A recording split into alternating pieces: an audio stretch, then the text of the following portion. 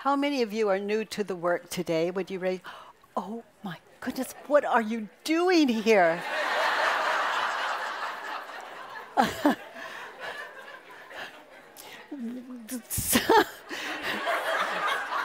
You know, when I first started bringing the work to people, I was used to hands like that. I used to say, "How many of you are familiar with it?" But what brought you here? Some of you that raised your hand. Why are you here? Yes. You came here by accident. Now that makes sense.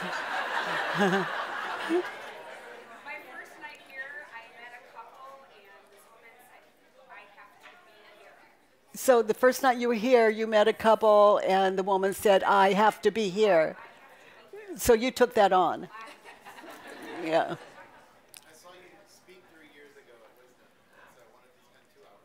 Oh, that's really, he saw me speak here 3 years ago at Wisdom and wanted to spend a little time here. So thank you for that. I want to clean up some messes inside. You want to clean up some messes inside? Just my sock drawer.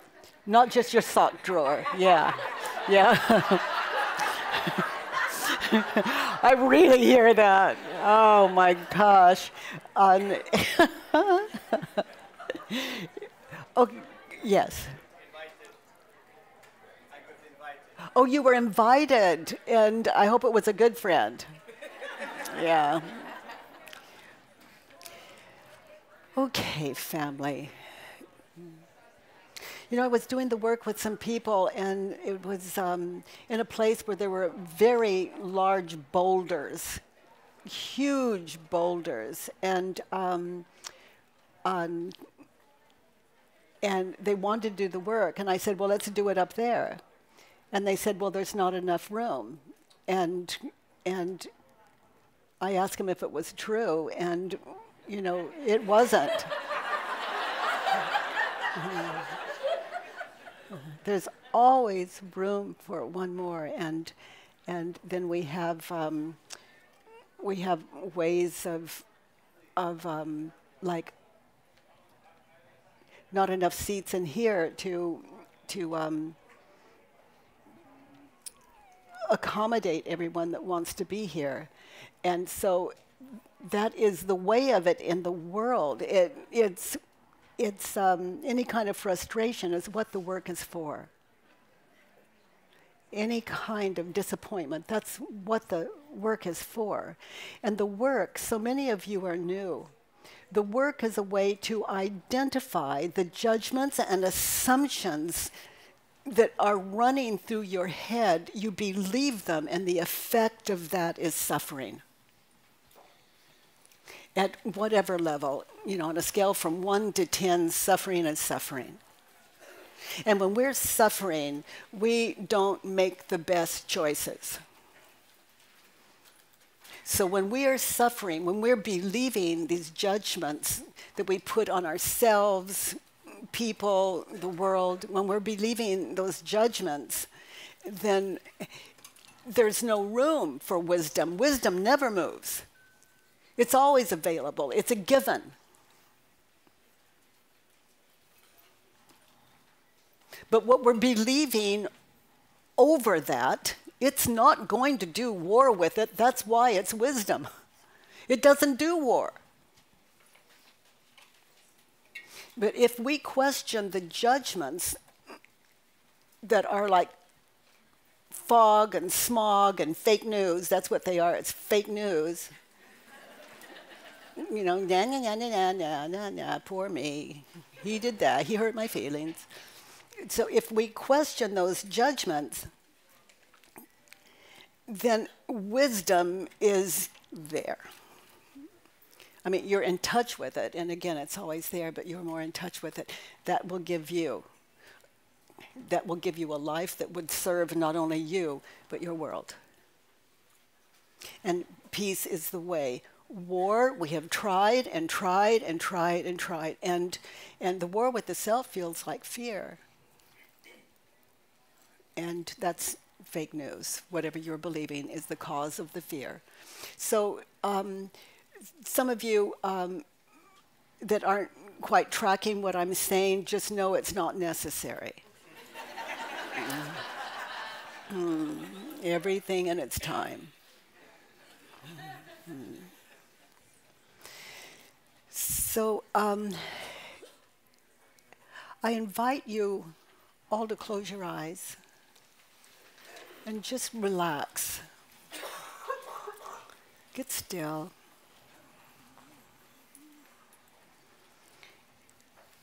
And think of a person that you have a lot of stress around.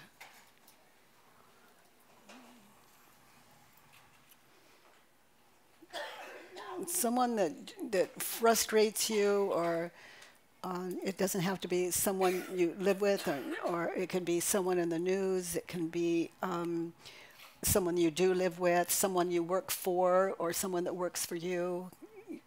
That person that causes you frustration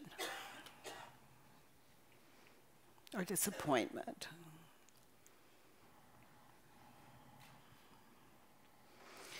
Now, as you contemplate that person, look at the argument that a situation where you were arguing with that person, or you were frustrated with that person. And if it was someone you saw on television, just anchor in that place. Maybe you were sitting in your chair or couch. Just be there when you were witnessing that person on the screen. Get anchored in that moment in time, in that argument or that situation where you were angry, frustrated, disappointed.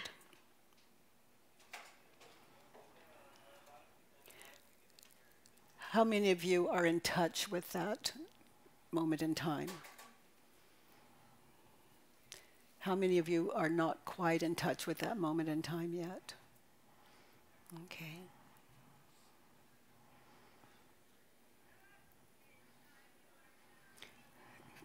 I think 3 of you raised your hand, and just contemplate the last argument you were in that you can recall and use that. Just anchor there.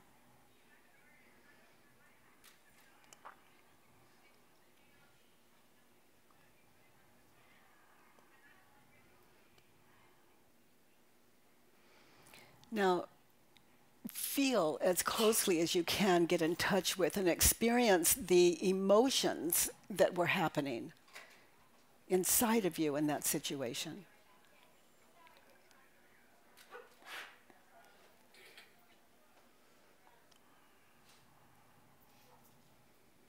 And as you get in touch with those emotions, begin to get in touch with why you are so upset with that person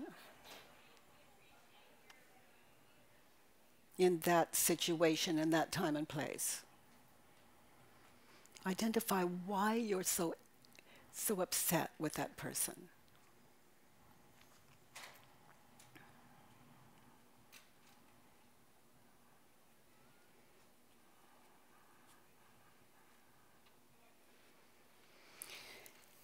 And as you're witnessing that place and time, just the way it was, and you're anchored there,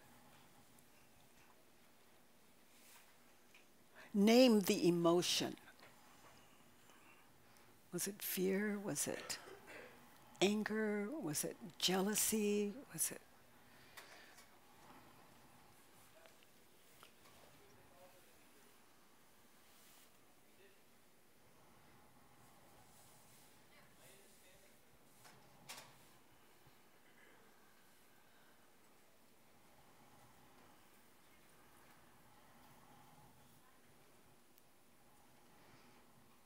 Now I invite you to open your eyes and open your notebook, the brown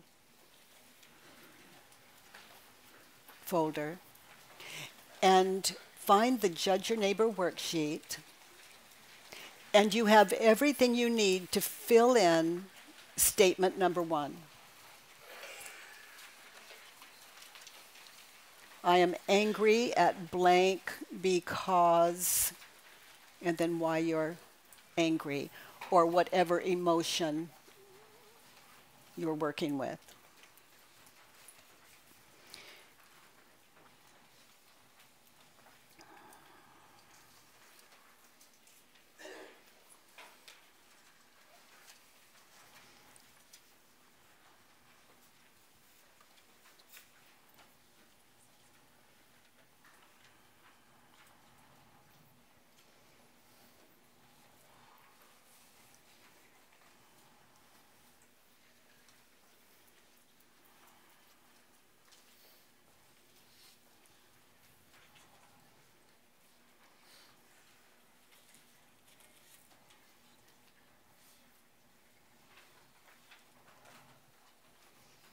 Short, simple sentence. I'm standing in the kitchen with Paul like 40 years ago. I can see it in my mind's eye. Can you see it in your mind's eye, me standing in the kitchen with Paul? You've never met him, but here we are. I'm so frustrated. Why? Because he started smoking again. Okay, so I'm angry with Paul because he started smoking again. There's the emotion and there's the reason. Okay, so fill in your worksheet, and that is where I'm going to stay anchored. You stay anchored in yours, in that time and place. We're going to meditate on that moment in time. Now, here's why that's so valuable. What I was thinking and believing then was the cause of my suffering then. So I want to identify what I was thinking and believing then and put it on paper.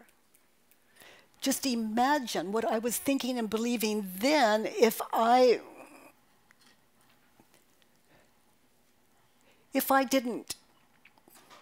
had questioned all that, there'd be no way for me to be angry, no way to attack, no way to attack another human being.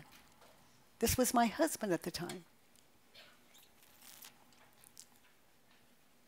So this is not a little thing that we're doing here. It's the cause of the suffering then. Not what he said or did, but what I was believing was the cause of my suffering. Any questions about that? Any questions before we continue? Yes. If you fill in the in the worksheet the way I'm directing you. It needs to be another person. Yes.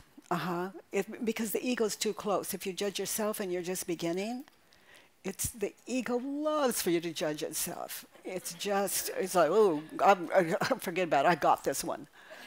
So, yeah. Eventually, if the work becomes, this, my last book, the title of it is A Mind at Home with Itself. And what we're writing down now is the ego's work. And that ego, once it finds the way home, I mean, there's nothing that's not, let's say, use the word love. There's nothing that is not love. It's another way of saying understanding. But once the ego understands its true nature, you can do the work on yourself, and it's not going to argue. It wants to find a home in itself. Because until then, it's just like war. Okay, so we don't want to quiet the ego. Love is the power. And if I fill a worksheet in on myself, whose thoughts are those? Those are mine. So it is about myself. So to put someone in between, the ego does much better with. It's not so threatened at first. Okay. So now I invite you to close your eyes again. We're meditating on that moment in time on your paper. Statement 1. Just anchor there, be there now. What do you want? In that situation, be there, and what did you want from that person? What did you want them to say or do? What did you want?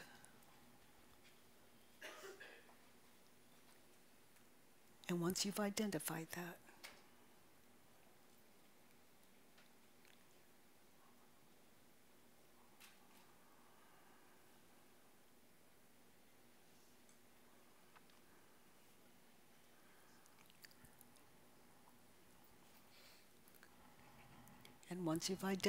that, fill in statement 2.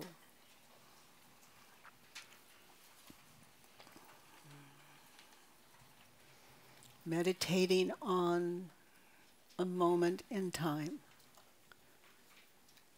identifying the thoughts that were the cause of our frustration, our emotions, our anger, our attack, our hurt feelings.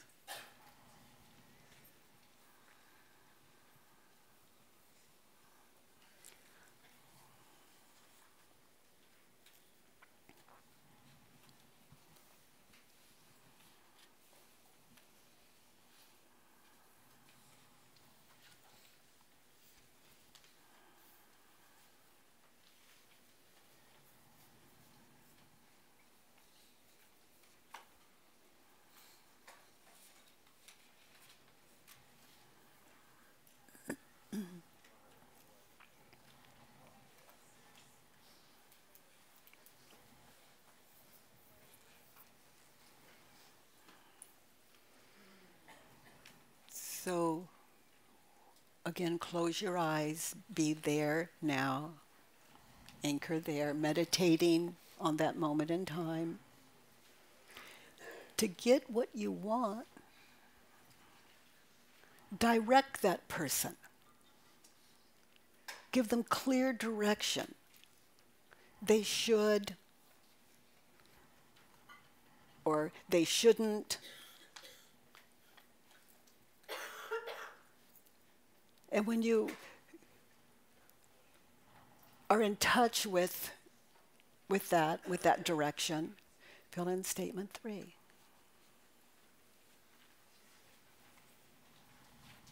And don't expect the ego mind to be rational or reasonable. Maybe it looks rational or reasonable, but when you fill in this worksheet, that's not always the case. The ego is not. The ego's a child.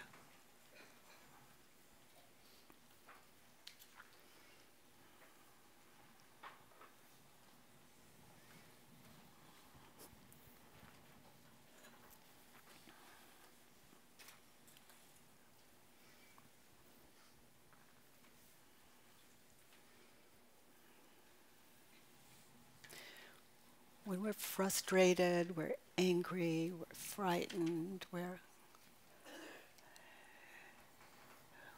like a little child. I want, I need, it's not fair, you hurt me. So don't expect maturity on this, even though the ego will think, ooh, that's mature. You write it down.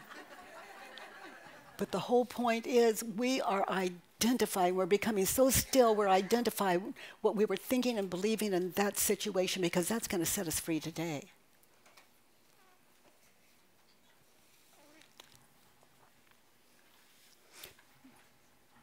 That's where the traumas are.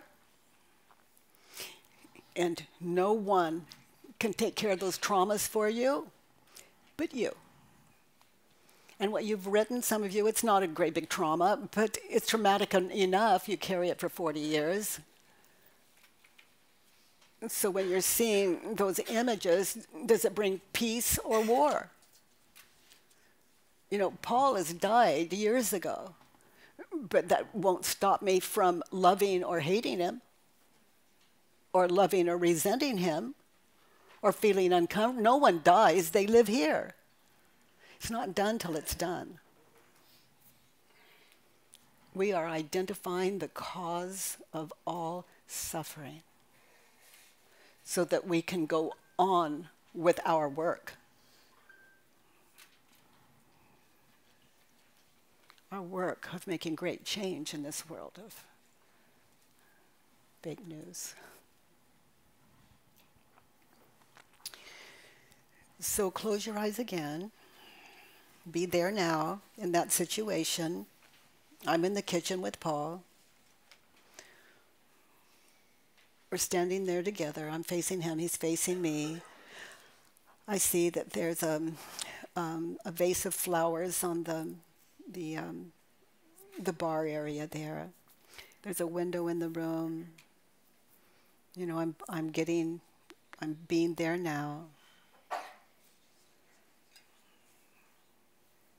There's some situations you won't be able to see that clearly, but you can see enough to anchor.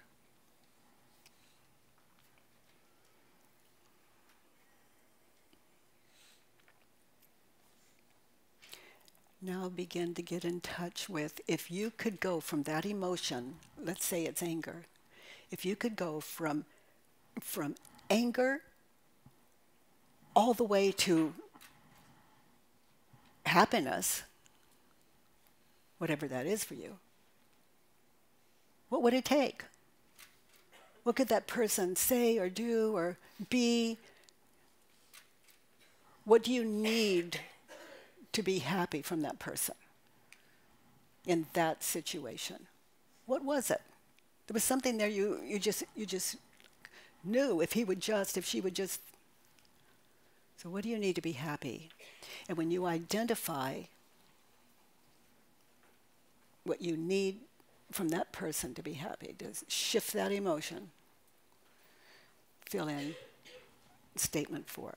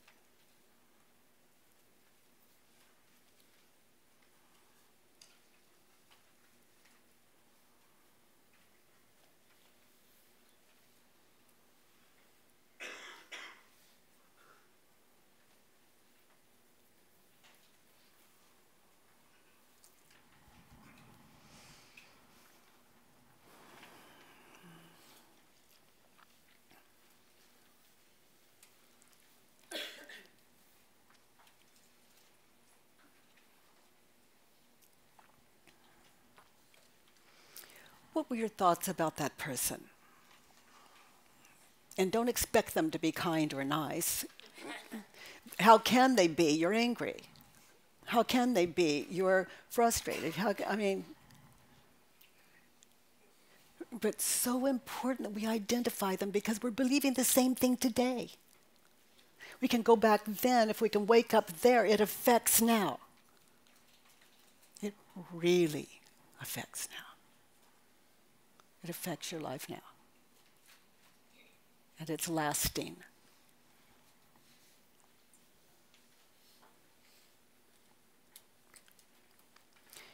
It's like I did the work on my mother. Well, nothing changed, but why does everyone else look so different?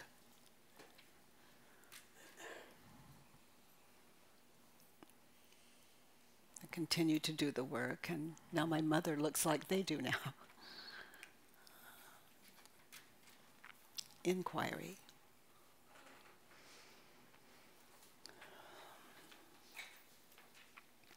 So I invite you to close your eyes and be there now, anchored in that situation, that time and place. What were your thoughts about that person?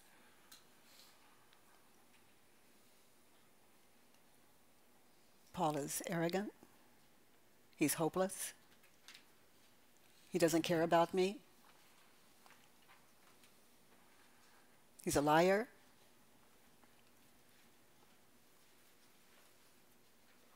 He doesn't care about his welfare.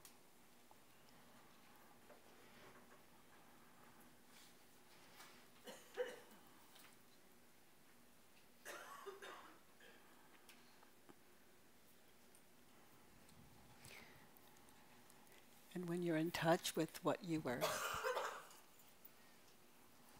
your thoughts about that person in that situation, fill in statement 5.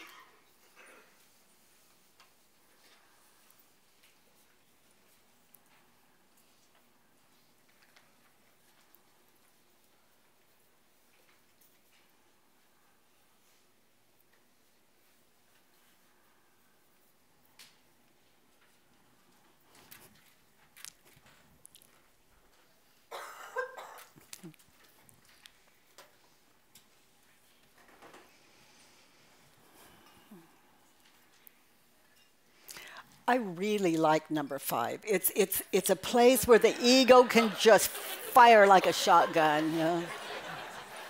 God, we're so good at that. And then we repeat it. We pass it on. Yeah. Or we do it very sophisticatedly, but we tell it.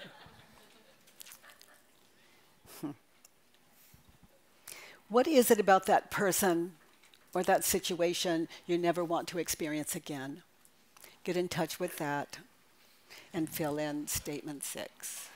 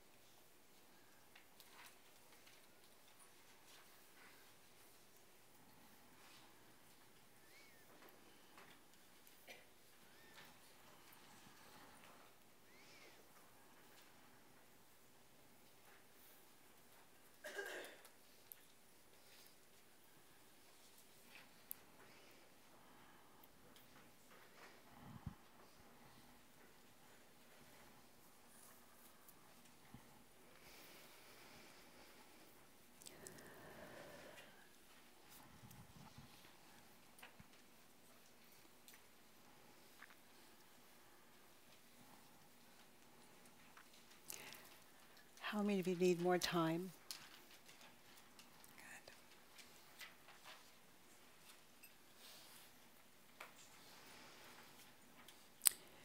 Now, just for fun,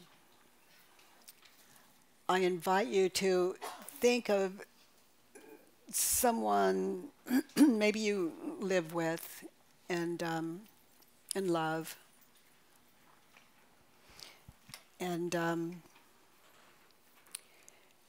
And read what you've written as though you put their name on it. And let's just see what arises, what comes up. Read the entire worksheet as though they are the one you wrote about. Just look at your worksheet, change the name, and read it.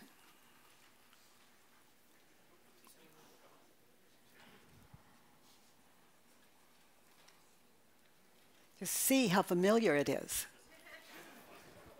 More than familiar.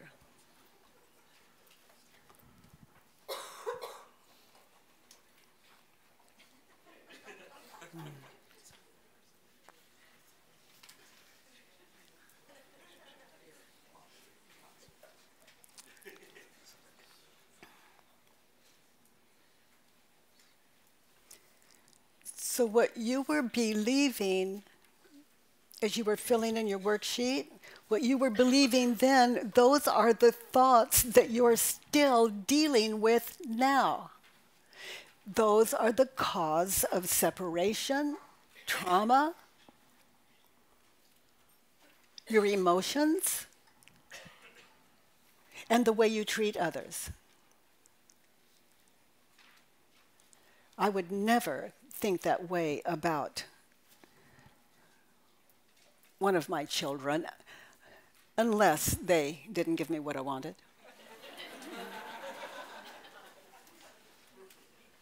Or what I thought I needed. Unless they cross me in some way. And these thoughts you have written down, are so powerful. They create your identity.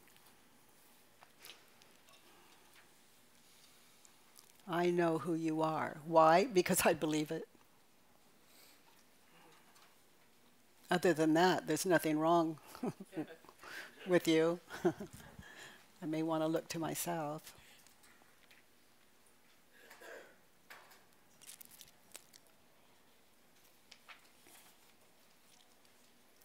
What I am thinking and believing is the cause of all war in my home, in my life.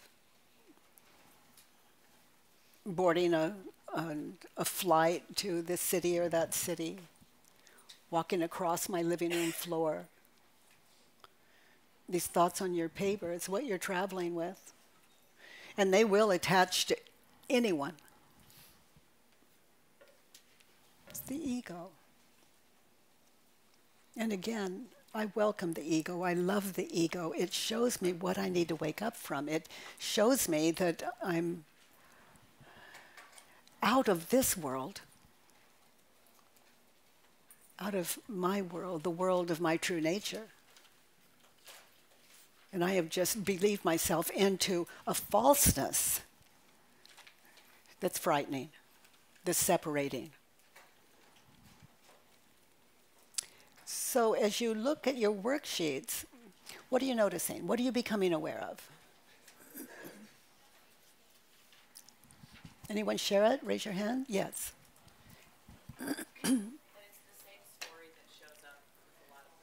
It's the same story that shows up with a lot of people. Even though it's about your mom. Yeah. Yeah. So what would happen if you didn't believe those thoughts onto your mom? You couldn't believe them onto other people. So what replaces this fake news?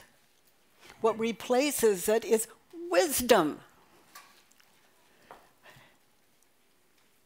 I can tell you, as far as I know, I lead a fearless life.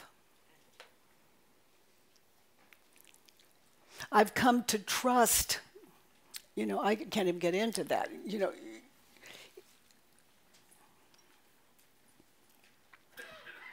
What would stop you from doing the right thing other than what you're thinking and believing? So you're not a coward, or you're not this, or you're a believer. You don't believe on purpose. It's a spell that you can break through inquiry. It's a false self that in other words, against your nature, that creates the false self. We'll work more with that as we go. But anyone else, what did you notice? Yes.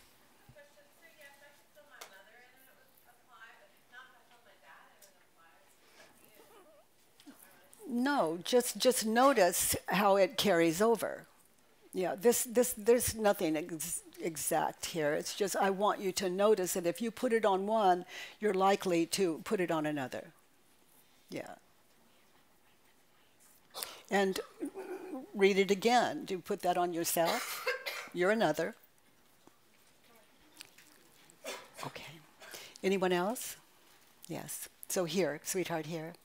It was a good run. Nothing wasted. If I put it on, I wouldn't put it on myself, and I wouldn't put it on others. Excellent. Good. So it's just a special train of thought for one person. What's the Yeah. first?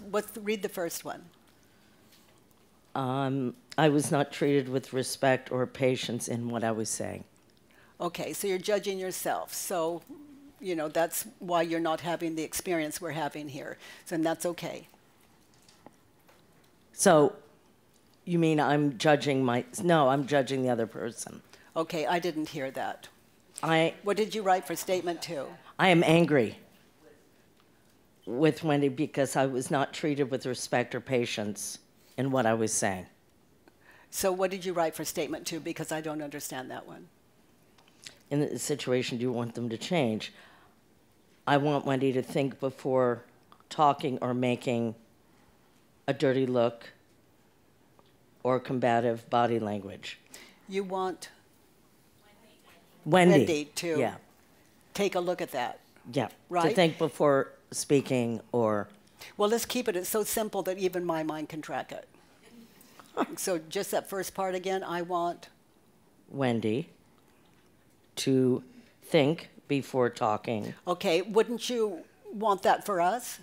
Of course. Okay, there it is. That's all we're saying.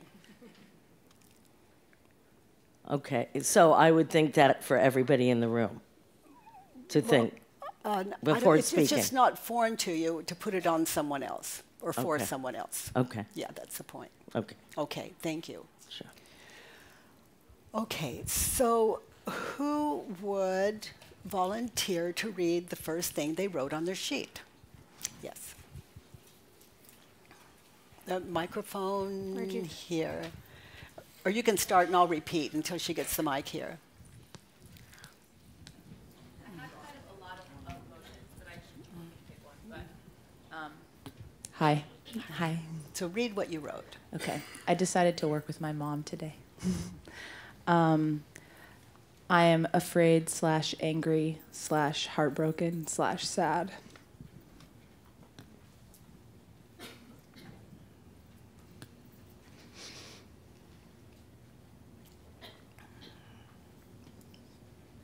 With my mom because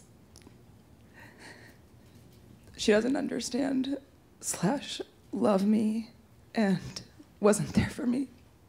Okay, so would you like to do the work? Okay, so let's do the work.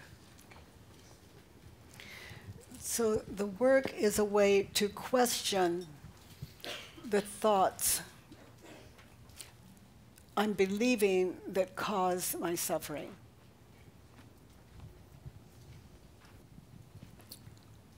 So, sweetheart, please join me. Thank you. So sit down. Thank you for your courage.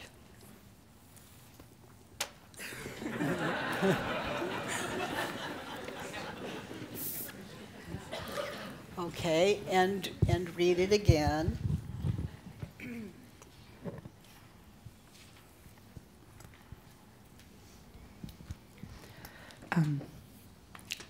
I just want to say I've done the work a lot, and I wanted to work on this today because I don't want to work on it because I feel bad about judging my mom. Yeah. Even though you do it a lot. Yeah. And the same story in other people. Yeah. I don't want to do the work because, yeah. It's a good one. Yeah, it's a good one. Okay, Okay. sweetheart. So, so read statement 1. Okay. I am afraid / angry / sad and heartbroken with my mom because she doesn't understand / love me and wasn't there for me. So, your mom doesn't understand you, is it true? Now, the answer to the first two questions, there are only 4. The work is this inquiry is 4 questions. They're introspective. They take you back to you and to that source of wisdom, to your nature. And if these first 2 questions, the answer is it's one syllable. It's either yes or no. It's not yes but or no because. This takes stillness. How many of you have had someone in your life that you felt didn't love or understand you? Okay, so it is an epidemic.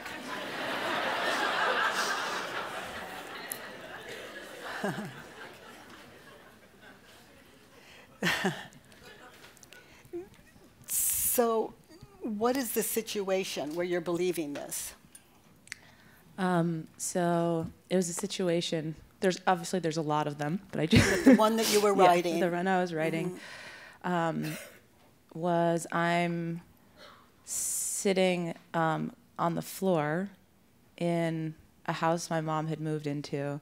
She was cooking, and I tried to tell her about something I don't remember, but that was really painful for me, and she didn't listen. She wasn't listening to me. Okay. Okay. So in that situation, she didn't love or understand you. Is it true? So now we're just going to meditate on that. So do you all see her? She's cooking what? Cooking dinner? Mm-hmm. She's cooking dinner. You're sitting on the floor. We all see you. You're trying to tell her about something that's really important to you, that's painful. And she, you know, she doesn't understand or love you. Is it true? So be there now, witness. Is she stirring soup? Is she adding flour to a pastry? I mean, the way it really was, be there now. And see you on the floor. How upset you are. Witness your mom, witness you. And then answer the question out of what you're shown. And be open to what you're shown. Just let it guide you. She doesn't love or understand you. In that situation, is it true? Yeah. And notice how you react the moment.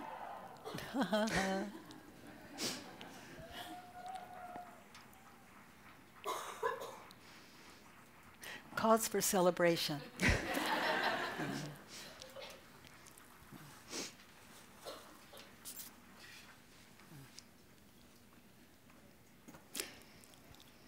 Notice how you react the moment you believe the thought, she doesn't understand or love you. Describe it. Start with your emotions. It kind of feels like falling apart. So it's like total kind of, yeah, like falling apart, helplessness, groundlessness, disintegration, I'm going to die, you know,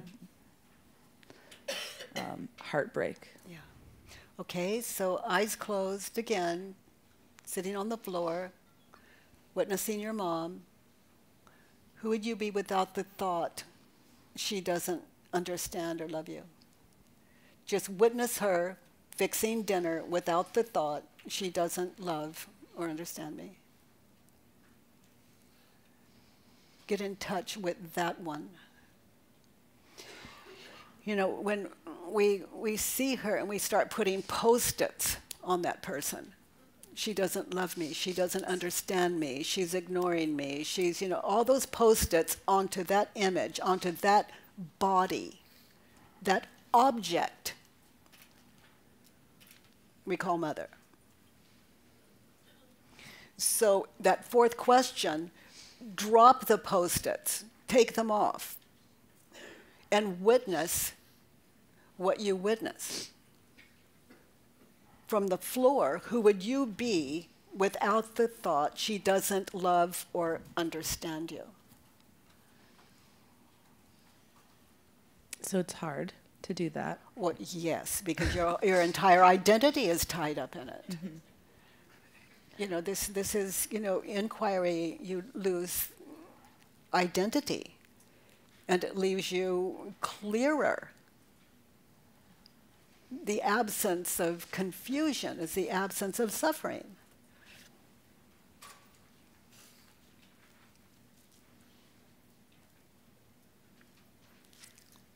How many of you had breakfast this morning? How many of you are planning, how many of you think you'll eat something after this event sooner or later? Okay. Now,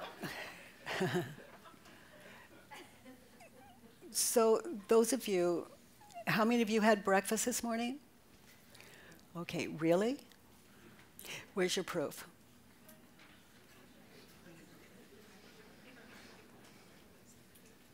Where's your proof?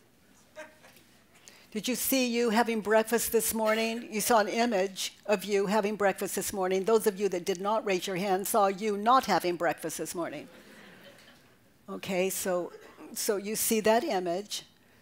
Now, is that you?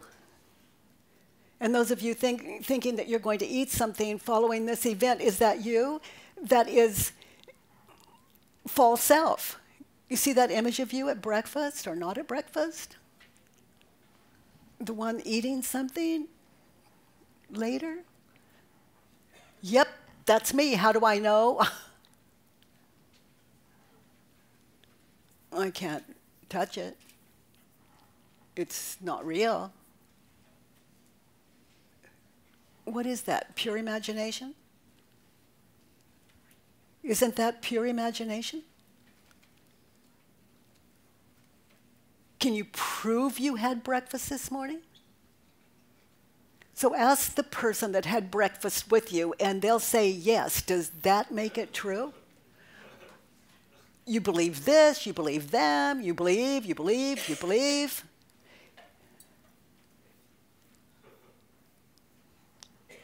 And the one that's going to have dinner, is that yourself? There's some denial going on here.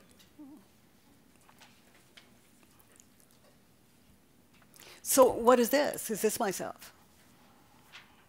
How many of you heard me say, is this myself? Really? Who am I? I'm who you believe me to be, and I can never be more or less than that. And I hope you love me for your sake. You have a better life, and that me isn't personal. But if you don't, we have this amazing process of inquiry we can sit in that leaves us clearer to how to make change in this world. In other words, to have a good life. Not I, not I, not I. How do I know? Not I is gone. How many of you think you're following this?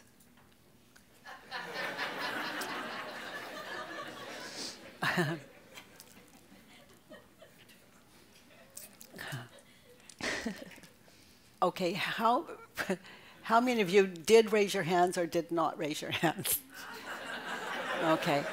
So where's your proof? It's the image in your mind that you did or didn't.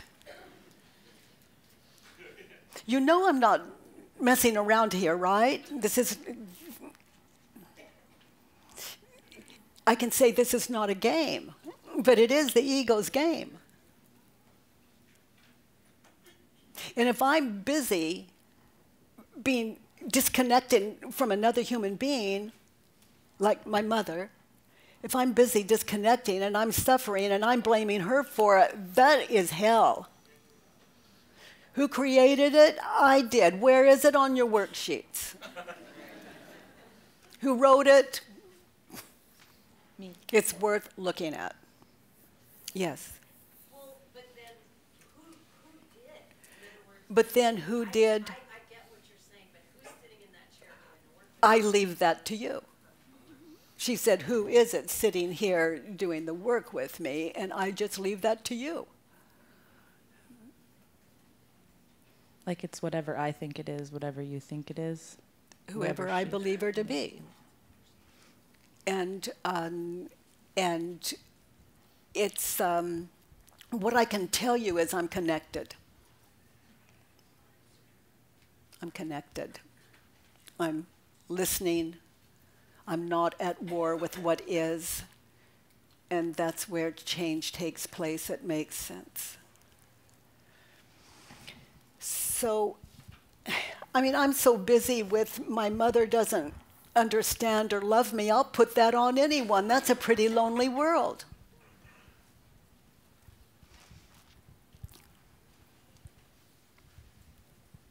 So how do we, how can I make the world love me? Well, you've tried that too. It's called a facade. False self. It's a lot of work. It's exhausting. So we'll just keep it really simple. Just, if inquiry brought me out of hell, it can bring anyone out of hell and no one can do that but you. So your mother doesn't love or understand you. Just witness that. Take all the Post-its off. Who would you be? Who are you without that thought in that situation on the floor?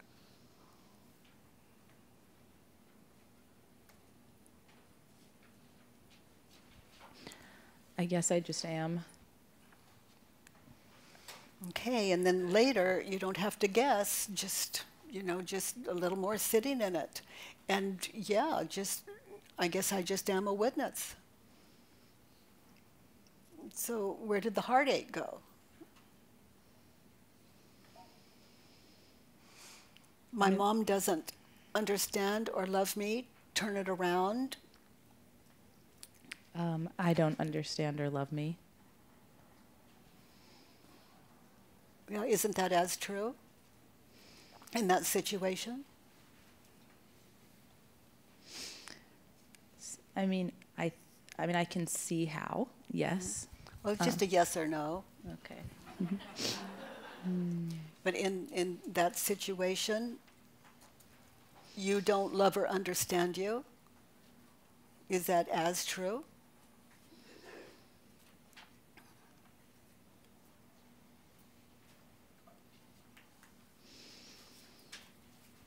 I don't know. So try another turnaround. These turnarounds, you just try them on. It's like you bought a new pair of shoes or boots and you're just trying it on to see if it fits, see what it means to you. They're not like positive affirmations. They're just try it on in that situation. Where is it that you weren't loving or understanding yourself? And so you're going to table that one for later. Maybe I just figured that out. Yeah. Yeah. I think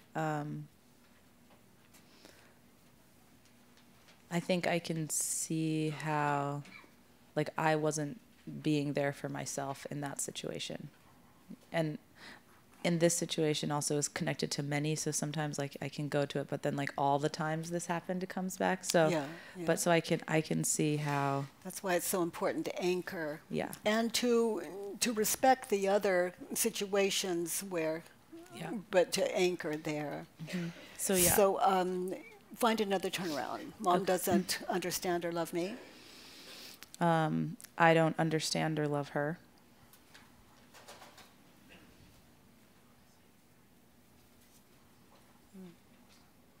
So you're wanting her to give something, you're wanting her to give to you what you're not able to give in that situation. You would if you could, you're not able to. You're sleepwalking. Yeah, but like what comes up for me is like I needed her then. Well, she was busy cooking your dinner. Mm-hmm. So you needed her Mm-hmm. in that situation. Is it true? No. That you, and you needed her. How do you react when you believe the thought you needed her? I'm like disempowered. I can't help. I can't do anything because I need her and I can't control that. So I'm helpless. So you need her. Who would you be? Witness yourself there without the thought, I need her. Mm-hmm. Yeah, I need me. So I would be, without that thought, I'd be really free. Because I wouldn't need anything. So you see how dependency is formed? It's not right or wrong, it's just good to be aware.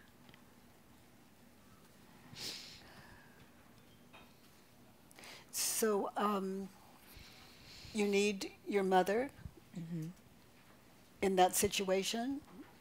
Turn it around.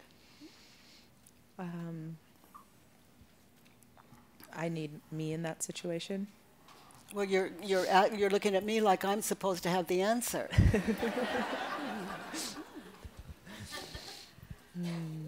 See, that's dependency, and you were really doing inquiry, but it's habitual with you. You're turning these around and ending in a question mark, like I would have the answer. So that tendency, yeah, it's you don't trust your beautiful mind, and so this is a good thing. I love you have the work. So my mom doesn't love or understand me. I don't love or understand my mom. So look at it now. Understand your mom. What is she doing? What do you see? We're not making nice in these images. We're looking at reality the way it was, the way we recall it to be, because that's where the pain was. I think she was cooking, but she was doing something else. She wasn't focused on me. She had her life. Yeah. She was living her life. Yeah. Most likely probably doing something for me. Yeah. Yeah, it's really good to begin to see. When I'm believing onto you, I can't see you. I see who I believe you to be.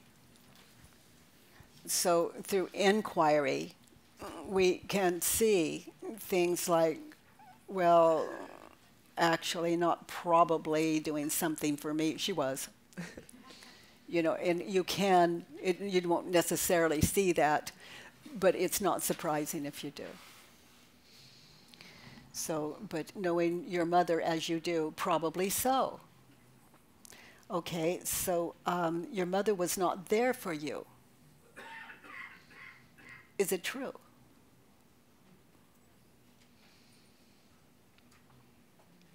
In this situation, or where you have just discovered she was probably doing something for you.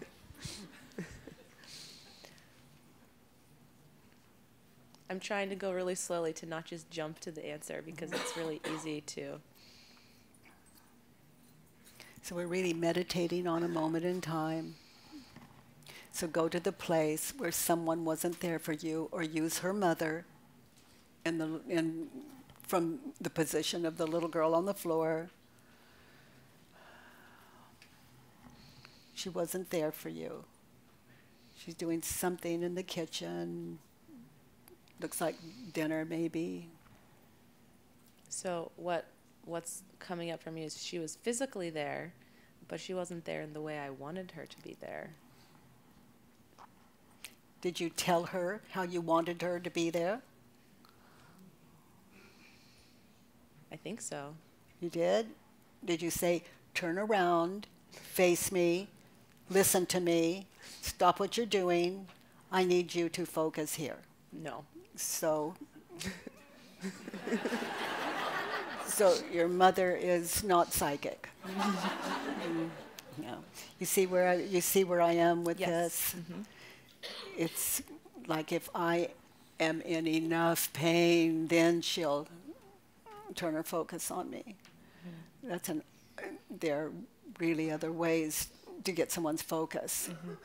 But when we're, as dreamers, we're dreamers, meaning past, future, those images, those not reality, those images are, they distort our lives. That really stood out to me that you said, if I'm in enough pain, The microphone. That stood out to me a lot. That just to say it again, to hear it, but that if I'm in enough pain, then she'll pay attention. And that that there's better, probably easier ways to get someone's attention. That's not a little thing to understand. Yeah. I think you may be growing up, and some of us don't do it until our 40s, our 50s, our 60s, but now's the time. So it's, clearer direction. Your pain we tire of. We want you to hear about our pain, for one thing. It's kind of a competitive thing. So Mom wasn't there for me in that situation. Turn it around. I wasn't with there. the microphone here. I wasn't there for me in that situation. So witness that. Mm-hmm. You just weren't. You were just lost. Now remember how Sharon and Roshi talked about compassion yesterday? Those of you that were privileged enough to see them, they talked about compassion. And when you witnessed that little girl on the floor there with your mother, I wasn't there for me. Just stay there. This work is meditation. And get in touch with compassion. And you won't need us to eventually to supply what you haven't asked for. Mm-hmm. you can be there for you, compassionately and deeply. You can literally when you're like that, put your arms out yourself and rock and see what sounds come up. Be there for you, whatever it takes to get in touch with yourself. Everything your mother didn't give you, you're the one. You're it. So, Mom wasn't there for me. Can you find another turnaround? I wasn't there for her. The microphone here. I wasn't there for her. Yeah. I mean, I can imagine that she was going through a lot, and especially getting mad at her, or just on the basic, sure, she had a lot going on in her life, obviously, taking care of kids and doing that. And then on top of that, especially when I'm focused on me and how much I need her, that's all about me and not about her. And she's trying to do dinner and keep it going. Yeah. And what I get from those is she really trusts you, that you'll find your way.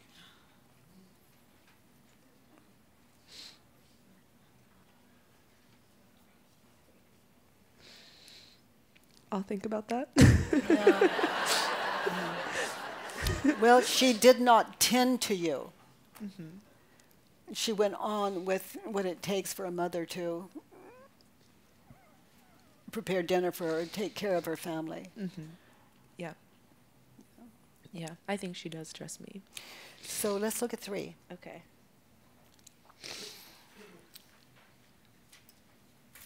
Should I read it? Yes. Okay. With the microphone here, yeah. Okay. Mom should come and sit with me. I chose this because I knew it would be hard. Okay. Mom should come and sit with me on the ground and give me a hug and tell me she understands and look me in the eye and be present. She shouldn't be so busy, checked out, unattentive, not focused on me. So slow it down and read that last part again. She shouldn't be so busy, checked out, unattentive, not focused on me. She shouldn't be so critical, love other people more than me, and spend time with all the other kids and friends. So your mother, read that line again. She should come sit with you. Yeah. She should come sit with me on the ground and give me a hug. Is that true?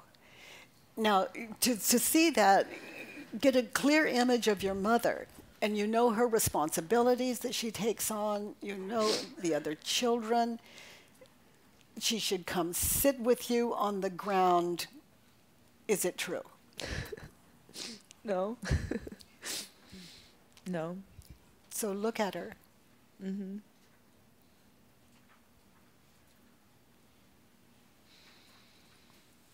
I mean, I want her to do that, but she shouldn't. I mean, should she? I don't know. And how do you react? What happens when you believe the thought? You're on the ground, and you really believe the thought, she should come sit with me on the ground and give me a hug. How do you react when she just keeps doing what she's doing? I feel abandoned.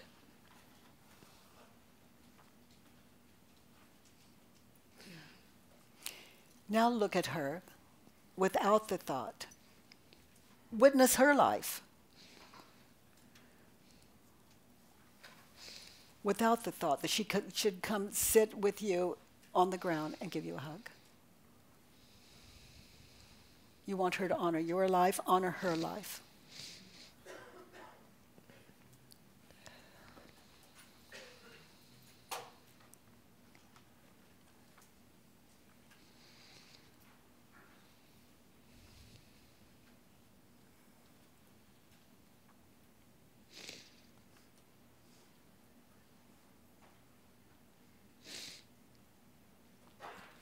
When I do that, I can do it for a second, and I You can just tell feel- us what you I did. So I imagined like sitting on the ground and then like trying to really turn my attention to like what is she doing, and like Can you all hear her well enough? to what like what is she doing, you know, kind of like going around and imagining like what must have, you know, what was going on in her life, and what was, you know, she was making dinner, which means there was probably a lot of other people in the house, not just me, trying to do stuff. Yeah, so you're honoring her life without putting requirements on it. Mm-hmm. You're getting a glimpse of your mother's life without your needs thrown in there. Mm-hmm. Okay. And I can just tell that it does, though, like really take stillness, because I can do that, and then I can feel kind of like the energy of my attention wanting to come back to me. But like, what about me? And then I'll go there and be with her, and I feel it. Yeah, pulling and back. just expect that. Mm-hmm. You know, but it's meditation. You're just coming back. You think, oh, but I wanted her to hug me. Okay, the question is, who would you be witnessing without the thought? You want her to come sit with you on the ground and give you a hug. Yeah. You get to see this woman, this mother's life. And you run into a teacher there. She's managing a lot, it sounds like. Mm-hmm. Mm-hmm.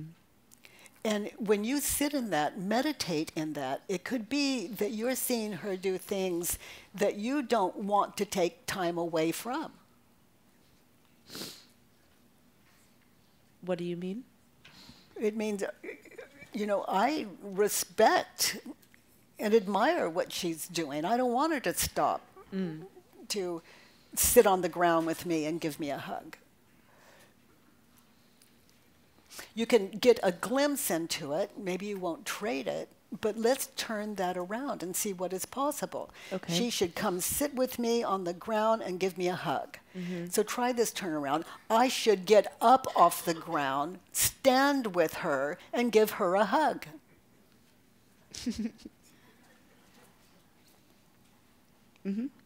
Yeah. More connection would probably be born from that. Well, if I want a hug.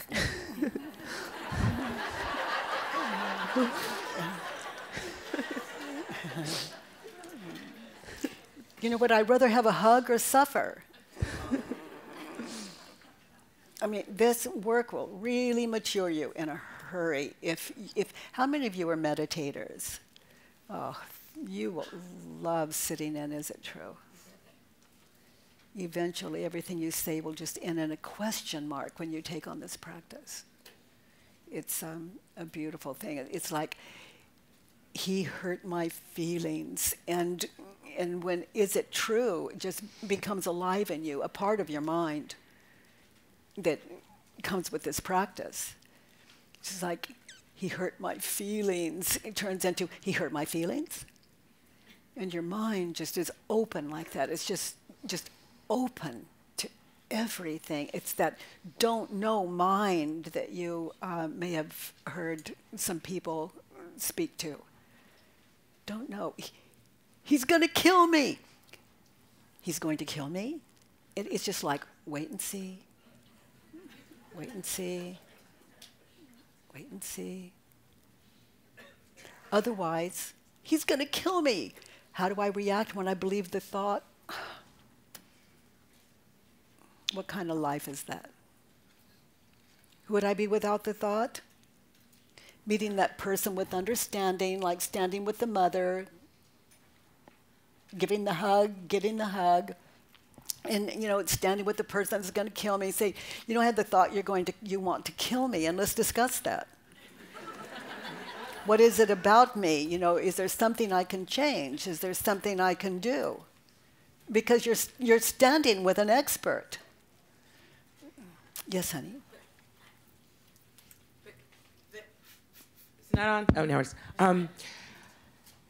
And there are some times when a person is standing in front of me who is going to kill me. It's not this psychological, yes. What am I responsible for? There is the concrete reality that someone has hurt me. Yes. Like, it's not conceptual. It's like, oh, they should have. So I'm not. So how do you do the turn when that? I just do my work, and he pulls the trigger or not. And do I love him on my way out? That's my job. Am I connected? Okay, you have to unpack that. And it's in one of my books. It's like someone really put a gun to me, and it's another story. But this is experience talking. I know my job. You know your job. You know your job. It's not fear. It's fear until it isn't. But there's got to be another way. And there is. It's inside of us.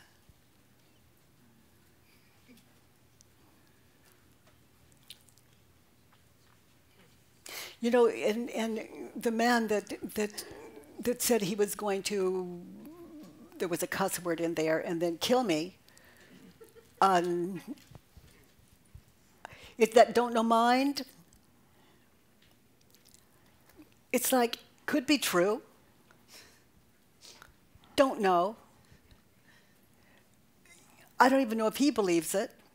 Looks like he does. But this is my life. This could be the last few moments of my life. I'm not going to miss the trip. So I was looking into his eyes, and he was so, it appeared lost and fearful, and I fell in love. And as it happened, he didn't pull the trigger.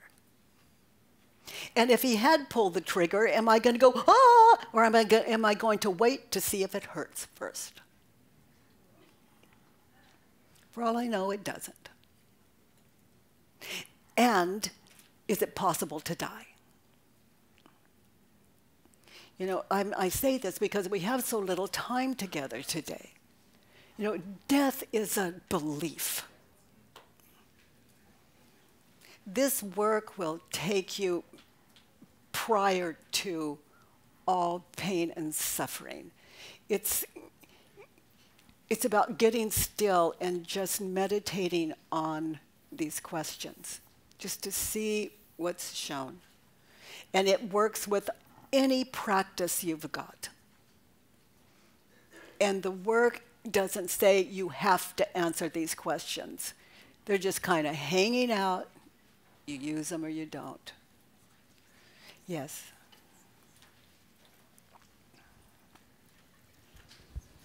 And it's tough work, you know. It's up against your identity. So the story I've been telling in what my paper is about is almost same scenario. I wrote that I'm angry and I'm sad that my mom provided the childhood for me that I felt broke me. And doing my paper, what I realized for me is that I say this often in my life, there are two possibilities of love and lessons, and those are the only two for me. So in the true spirit of what you said, and where my life is about to flash before me, it's about the connection, right, and maintaining that. I realize that the thing that upsets me the most about my mom and our relationship now is that I don't know her pain. Is that? I don't know her pain. I don't know the things that she was going through, and I miss, ultimately, that connection with her that I could have today, having the question, asking for the hug, asking to share our stories together. Because for me, sharing those stories is where you understand the other side. Yes. You know, so I think, you know, that's interesting insight from that piece of paper. I've focused and meditated on this for months coming, because I feel like my family is falling apart at this moment. Yeah. A lot of things that are happening. And if we all took the moment to understand that the pain I feel is also the pain someone else is feeling. So what I really look at that is, what I'm sad about is that I don't have the connection and I don't know why she's so angry. Yeah. Or what appears to be angry. So you can say, Mom, do you ever get angry? And let's talk about that. I'm so fascinated with your life. And if you get angry, why? Have you ever been angry? You know, a discussion, conversation. And I don't want, you know, it is such an amazing life that I have. This thing about me bores me to death. I am interested in you. And you know, and when I'm saying you, it's like my mother. I want to know her. Don't you want to know what your children are really thinking and believing? And your parents and the people that you love in your life? Well, when they get angry, they tell you. So do you really want to know? Are you listening? So it's okay, someone's angry at you. They're giving you their internal life. And there's an understanding there that if they get angry at you and you think it's all about you, then there's something off there. This is about them. You know, it's just, are we listening? Okay, sweetheart, so turn that whole thing around, number 3. Okay. To be happy in that, well, let's see, I should in that situation. I should come and sit with me on the ground or stand up. Yeah. Or you just go with you. Sure. I should come sit with me on the ground. I should come and sit with me on the ground. And give you a hug. And give me a hug. Yes. Your mother's busy. And tell me I understand. Yes. And look me in the eye. Yes. And be present with myself. Yes. And I shouldn't be so busy and checked out and unattentive to myself and not focused on me and what I'm feeling. Yeah. And I shouldn't be so critical and love other people more than myself and spend time with other kids and other friends rather than me. Yeah.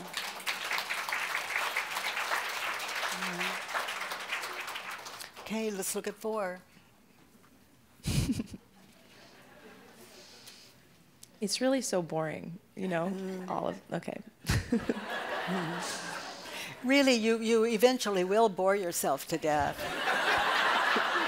You know, notice, you know, that's why I want you to read that paper with anyone else's name on it. You know, it's just like over and over and over, these thoughts, you know, and just all the emotions that go with them, the ego's trick. You know, you're identified, and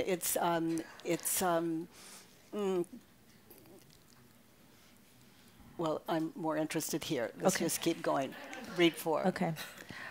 I need my mom to drop everything and be present with me, to hold me. I need her to see me, my pain, and love me. I need her to take my hands and be present and look me in the eye. I need her to love me. Okay, now see you on the floor. Yeah. Close your eyes. If she gave you all that, if it were possible, if she gave you all of that, in that condition, would it really make you happy?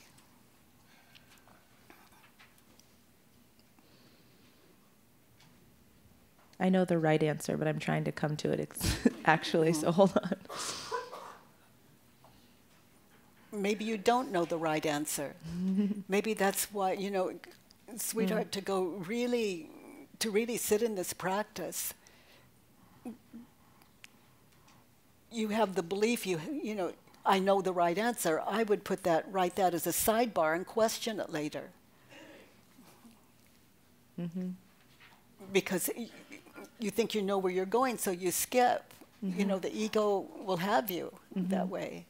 So just honest inquiry.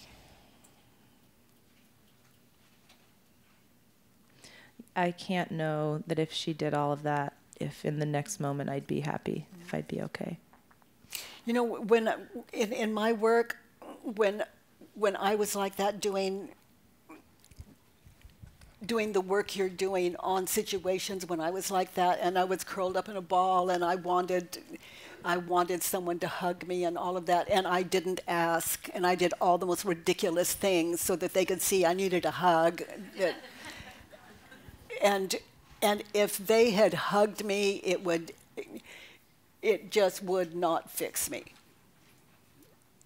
You know, it's. Well, I would have to give up my victimhood.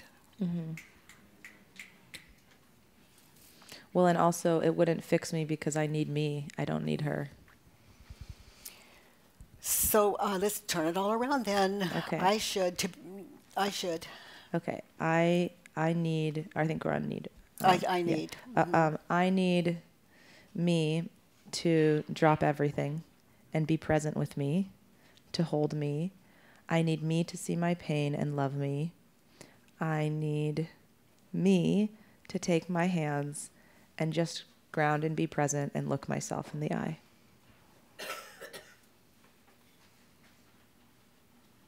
Sounds nice. Well, it's practical too.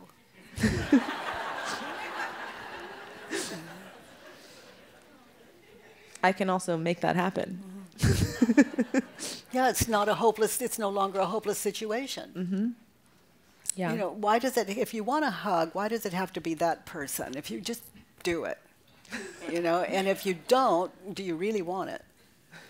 I know when I was doing this work, when I wanted a hug, I just lived it out. I would ask strangers on the street, would you hug me, please? No one turned me down, not one time. Ever. One woman dropped all of her bags and put her arm around me, started rocking me, and sang me a lullaby.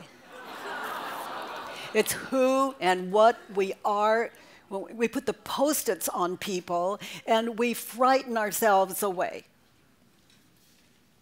There's nothing you can't have. There's nothing we won't give you. And if someone says no, if you really want a hug, ask the next person, or you don't want it. But we just fool ourselves, I really want a hug, you know, but not from him. You want one or not? Yeah. You know, my husband at the time, Paul, learned very quickly, he didn't like making like anything, sign of affection, things like that in public, but he learned very quickly to hug me when I wanted one, because he knew the stranger standing next to us would. This is an amazing world. It's an incredible world. And I love you, don't miss it. That's why I'm here.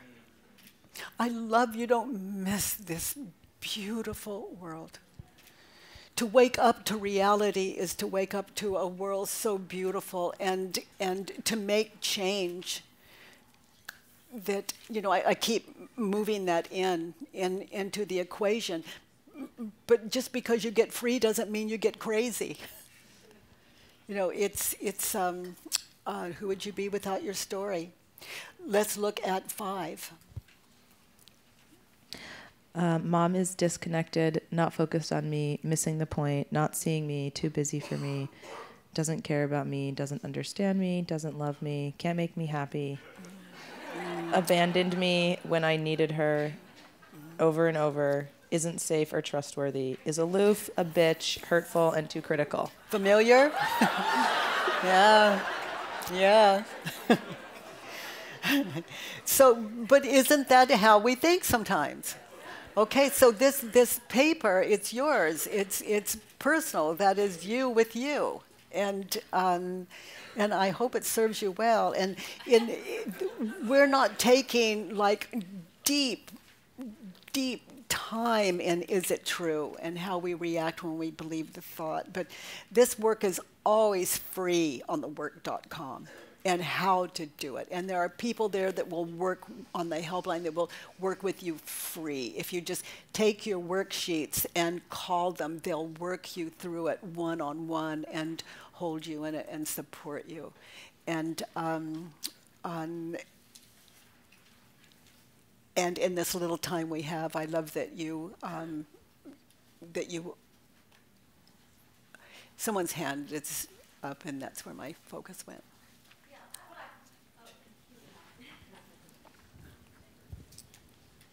Thank you. I want to take up for you. You want to? For her. I want to take up for her in the red shirt. Oh, excellent. You're the surrogate mother she's always been looking for. Good. I'm very glad, because I've written down here a couple of things. You know, all I know, her mother really is for all I know, she's not a bitch. I mean, she is a bitch. She, and she's really capable of being very selfish and mistreating you. And I think she is a selfish bitch. And I'm not going to rationalize that and try to help her out, because she really may be bad. She may be, I don't know. So that I don't know is it's a good place. Well, that's exactly right. You could be right. But you don't know either. That's true. And for one thing, I've had 25 years of dynamic psychotherapy, which once a month for 6 years. And the whole point was to go and enable me with my sense of self-worth. And I feel like what's happening here is you're getting the blame. So let's ask her, do you feel like you're getting the blame? No. Okay, so 2 ways of seeing things, and that's why, you know, this diversity, where all our opinions matter, and thank you. You're welcome. Mm-hmm. Okay, sweetheart, so in that situation, turn it around, I am disconnected. I am disconnected. Okay, now see, it's not just like, in that situation, I'm disconnected. I'm not going to just move like that if I'm at home doing this. I'm disconnected. I'm going to sit in that and test it. Okay, I'm disconnected. Okay, I'm disconnected with my mother. I wasn't aware of her life and what she was, maybe I wasn't respecting that. I'm disconnected with myself. So you just muse on these turnarounds and the questions with everything written on your worksheet. So, so try this one on, like that pair of shoes. in that situation, I am. In that situation, I am disconnected. Should I just keep reading them? And take them in just to see what's true and what's not for you.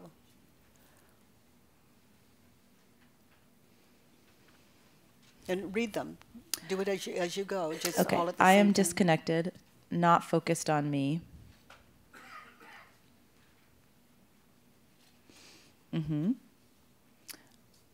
Missing the point. Do you want me to say my insights or just read them? Yeah, just read them, Okay. experience them. And Missing the point. Not seeing myself. Too busy for me. I don't care about me.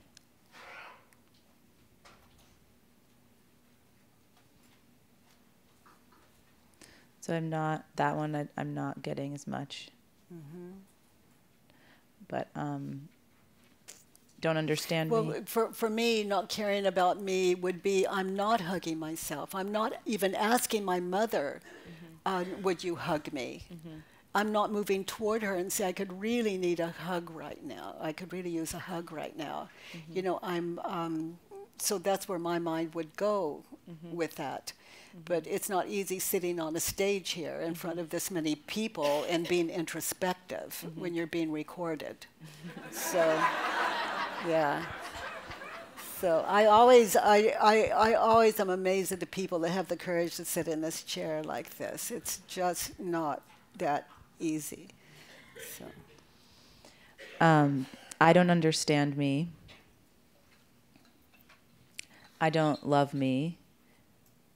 Can't make myself happy or can't make her happy. Abandon myself when I need myself the most. I'm not safe or trustworthy. It's going to get good now. I'm aloof, a bitch. So to be happy, you need your mother to focus on you. Is it true?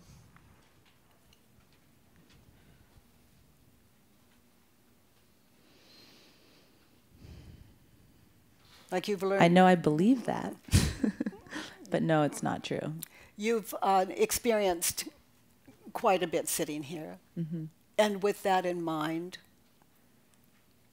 you need your mother to focus on you. No. So you accumulate as you move through a worksheet. It opens the space so you can appreciate that other person, appreciate yourself. And so you need your mother.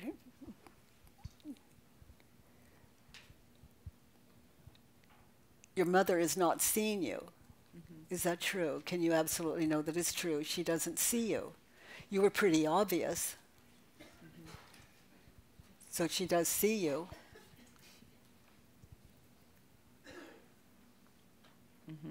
Yeah. And how do you react when you think the thought that she does not see you? She's not seeing you. It's really painful. Yeah. And notice, do your moans get louder?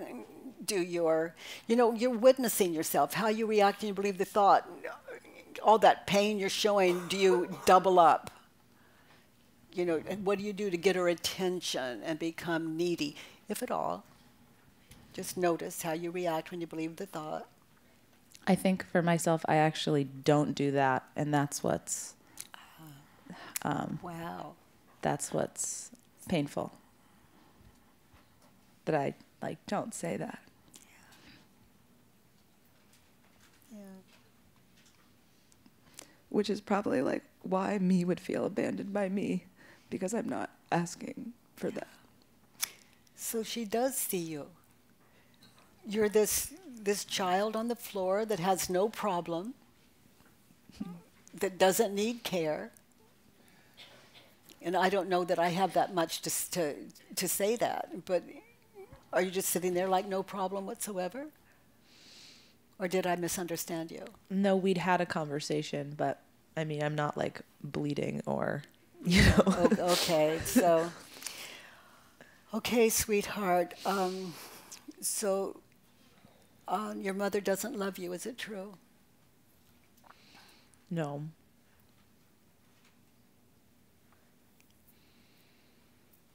And on the floor, what happens when you believe the thought she doesn't love you? I fall apart. And you see images of the past. You're falling apart. You see images of the past. What are those when you have the thought she doesn't love you? I have like images of all the times I felt that, or all the times I felt or like was abandoned by her or rejected by her. Yeah. So you're witnessing images of the past. Now you see images of the future. When you're believing the thought, she doesn't love me, what are those images that little girl was witnessing in her head? That like I'll never be okay or be safe or be happy or be okay. Like it'll go on forever in despair.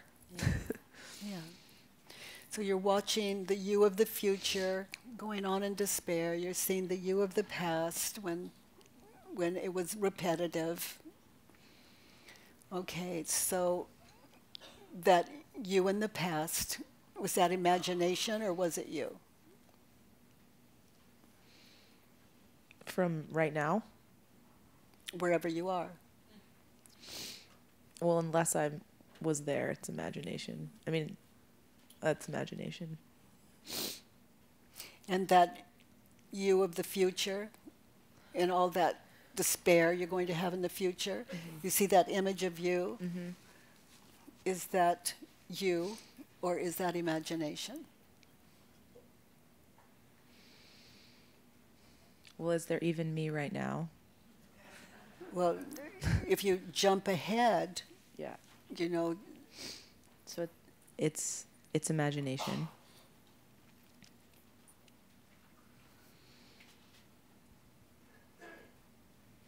so when you're witnessing the past, you think the thought, she doesn't love me. You witness the past where you have all the proof there. You witness the future where it really is. If you're bored in life, get a future. It will give you a lot of fear and terror. So you're on the floor, you think the thought, she doesn't love me. You see the past and future. Now tell me, is what your mother is doing or not doing the cause of your suffering, or the mother of your past and future, the you of your past and future? When you watch these, that's the cause of suffering. This is the movie. You've heard the expression, life is a dream. Okay, I have the thought, she doesn't love me. I see all that proof there, and I see it's not changing in the future, probably getting worse. It's forever. If my mother doesn't love me, then no one will, and it's horrendous. It's a movie, and then we feel the emotion. So the question is, in that situation, is your mother causing your suffering, or is it the dream? The dream meaning past, future. What is the cause of your suffering? So, in this situation, like what? So, like Let's keep it really simple. Okay. You're on the floor, and you're I thinking. said something to her, and she doesn't listen and she doesn't react to it, and it's a really big deal. It's something that I really need kind of like her help with, or to be seen, for her to understand how much pain I'm in, the whole story, and that doesn't happen. So That's really good. So it's imagination all over the place. you mean right now or then? Wherever you are. It's imagination that I need that. Why are you asking me? Okay.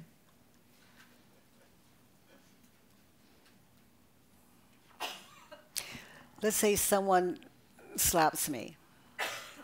okay? You know what I love about that? It's over.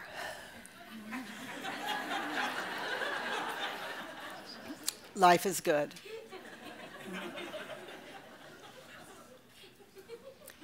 Now, if we call it remembering. If I see the story of the past, this remembering, and I see him hit me, then I experience that again. It can be, let's call it trauma. Okay? So he hit me, it's over. I remember it, and I put Post-its on that. In other words, I have the image of him hitting me, and then I put my story on it. That was terrible, that was awful, that it's not fair, people are not to be trusted. I put all of that on that. So that's the past. And then I see the future of it happening again. You know, I have to be, it's, you know, people are like this, they will hit you. Okay, so, and I'm sitting here. What is the cause of my suffering? Past, future. If I drop those, where's the suffering? So, this dream, life is a dream. You know what, I love the end of the world. This is it. I have to imagine a world before there can be one. And if I don't love my world, this internal world, then that's what inquiry is for. I can identify it and question it. Any questions about that? You know, I really... Okay, someone stand, and that's the one.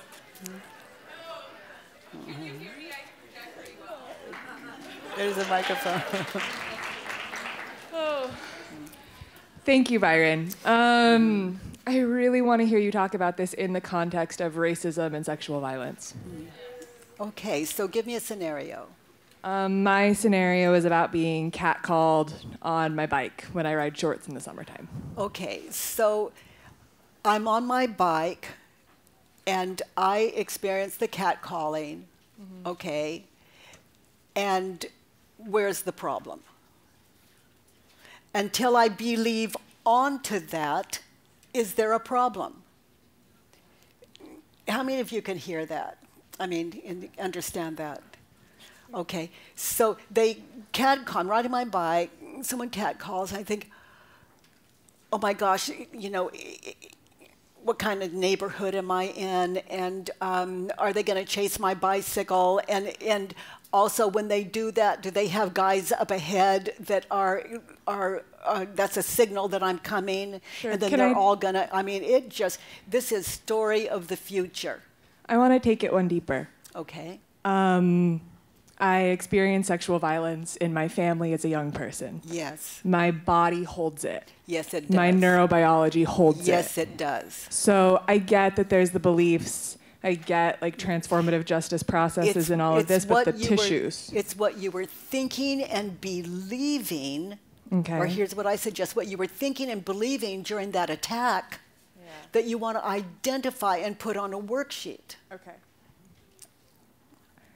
I'm following. I think I'm thinking that we're talking largely about the mind, and I'm really curious how that relates to the tissues. When you question what you were believing there, it is the other piece. Remember the physician yesterday that was talking about, you know, eat healthfully, work out, you know, walk or run, do yoga, and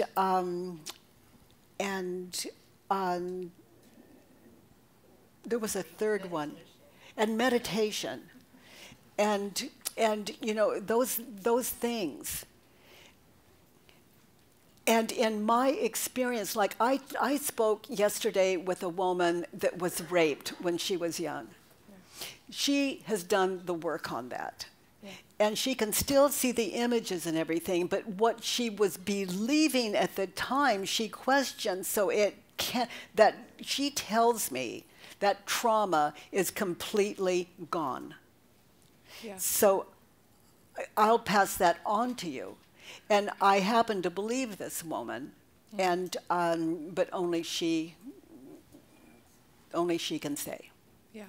Wonderful. Thank you for speaking to that. Oh, you're so welcome. When I was a 3 or 4 year old, and a man took me into a house and into a bathroom, and it was really dark, and that was really traumatic. But what I was thinking and believing during that process with him, that was the trauma. And I could promise you, but what you're believing there, is what you end up with. But I can promise you there's zero trauma that I am aware of in my life, but I know what suffering is. And I trust this way out, and because it's just me with me, and that's where it lands. Where, we're all left with our mind and how to deal with it, with a lot of help from a lot of good people.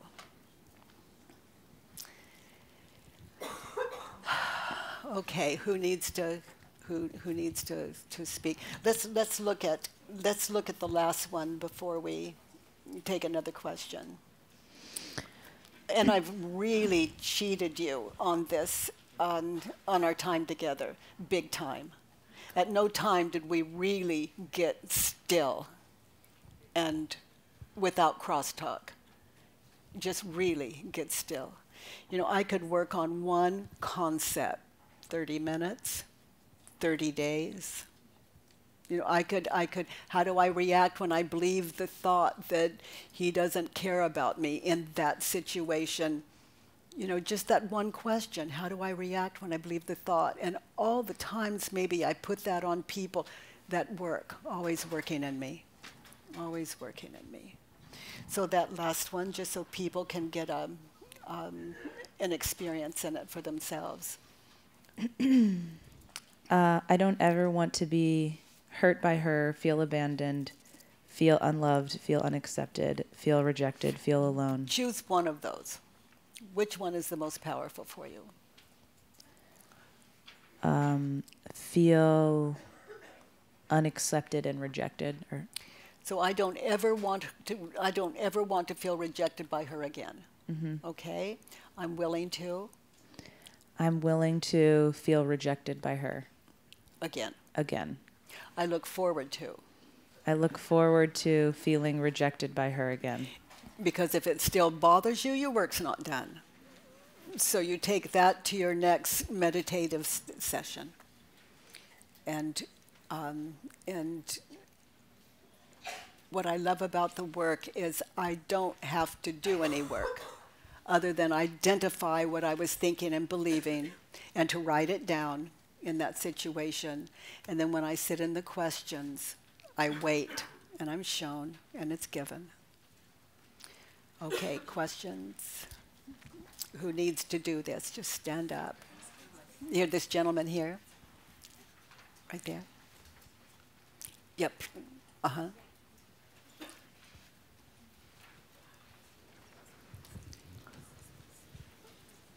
So my question is, for the counter questions, we pose them to see if they resonate, and if they do, then we can be with that. But I imagine there's a state where this not knowing state where it's like, I don't know if they are, I don't know if this is it. And then what I'm imagining is that that helps me get present, that I'm weaving all of these stories and I don't need to. Is that kind of the intention of it? I don't have an end game. I just love an open mind that gives the world a fair shake. So my mother doesn't care about me.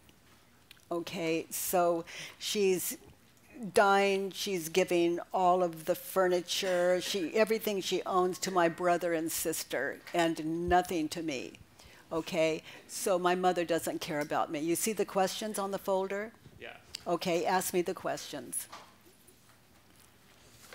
My mother Oh. doesn't care about me. How do I reframe No, just that? ask me, is it true? Oh, is it true? There are only 4 questions. Is it true? Okay, so I'm meditating on that moment in time. I see her. I'm telling you in what's going on inside of me, in this silence, what I'm witnessing. My mother doesn't care about me. Okay, she's saying, Katie, just pick anything, just choose anything. I want you to have something. So I notice there's a table there, and I say, okay, Mom, I'd love to have that.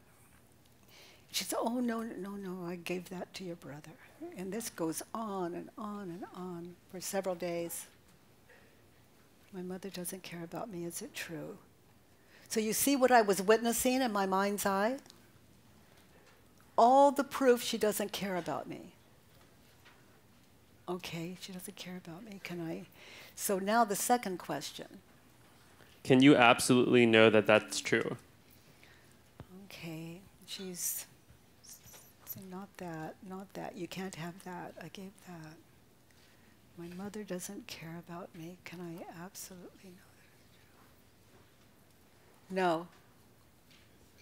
And I want you to know what I just saw, okay? I saw a woman that really wanted to give me something. Did you see it? It was all given away, but I saw someone this went on for several days. She really wanted to give me something. So that's how I saw it wasn't absolutely true. And I still can't know if she wanted to give me something or not, but I saw clearly, I know my mother. I saw it. She doesn't do anything that many days in a row that she doesn't care about. I mean, I saw it. So when I saw it, I could answer it. And did I answer it? No, it was shown to me. There was no manipulation. I wasn't trying to figure anything out. I was in, can I absolutely know that it's true? I witnessed the situation, and I was shown. Okay, the third one. How do you react? What happens when you believe that thought?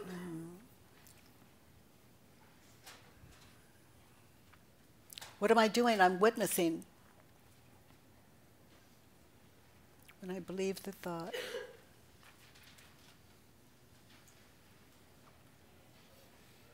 Even though she's dying, I'm giving her the look. I'm impatient with her. I'm perceiving that I start picking objects I know she gave away.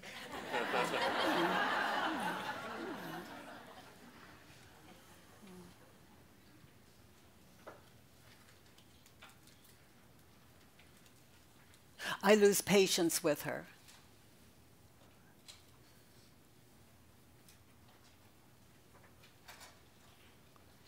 I feel that my mother doesn't care about me when I believe the thought. That's how I react.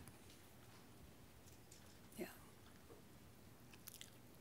So the fourth question? Who would you be without that thought? Okay, so all of that witnessing without the thought, I've got a whole different palette. Without the thought, who would I be without the thought? Here's what I see. Here's what I see in my mind's eye. A woman that would be so patient that she would walk me, she wants to give me something of hers. And she tries and tries and tries. She's on heavy, heavy medication and may not even remembering until we get to an object. I see a woman that cares about her daughter and wants to give her something.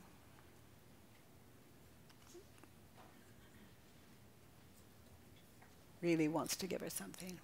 And I see a woman that is giving her daughter something. How often, when you're doing the work or you find that others do the work, do you find that that person who does the work identifies or empathizes with that person, or just is left in a state of, I'm not really sure, like I can let go of this story? I learned this weekend about the 3, Stephen, are you in the room, honey? Is Stephen Mitchell in the room?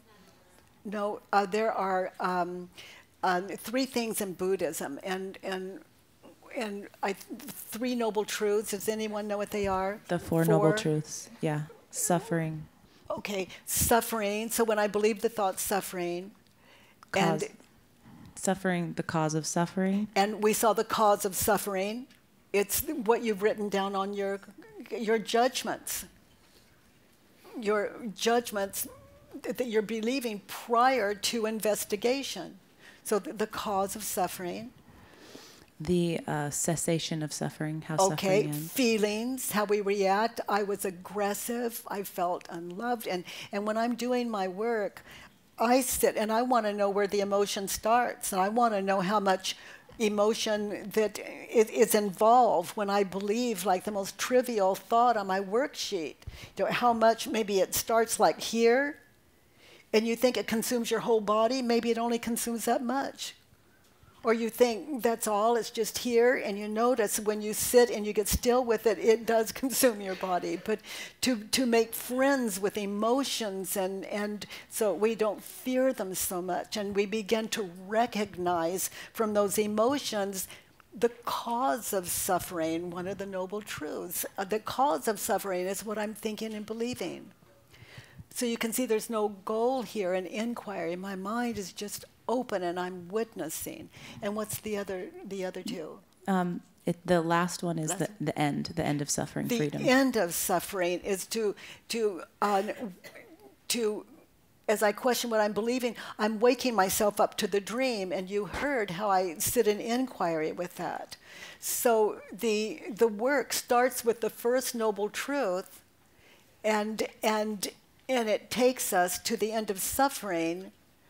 And then the next time we suffer, we identify what we're thinking and believing. That's the suffering, the cause of suffering, and the path out of suffering, the cessation of suffering, and then the end of suffering. And then the end of suffering. And that's that I'm willing that my mother doesn't care about me. I look forward to my mother doesn't care about me, because if I ever have that experience again, that suffering will wake me up to my work's not done. So I'm back to suffering and the end of suffering. So I've learned a lot at Wisdom 2.0, and I love the experience of sitting with you today. And thank you for your courage. Thank you. And thank you, family. Thank you. Thank you. Thank you.